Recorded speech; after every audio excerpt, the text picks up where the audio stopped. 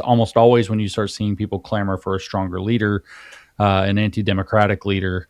It's interesting because you brought up the idea of the history of communism and so on. But the fact is that this is a much they're not going to like hearing this, but I'm just going to be blunt. This is much more Mein Kampf than it is What Is to Be Done or the State and Revolution.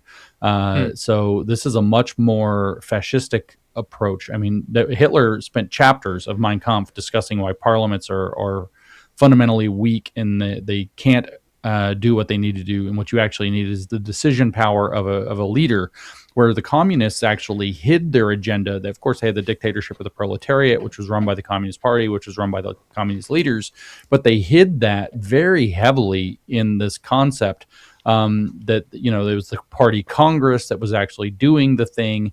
In fact, the party Congress created the Politburo, and like the dictators were on paper subservient to that. So the communists actually organized it to where the thing that looks like a parliament was actually the real object, and all of these guys, so that looks more democratic. Whereas the fascists were like, nope. It was called the Führer principle, actually, the leader principle.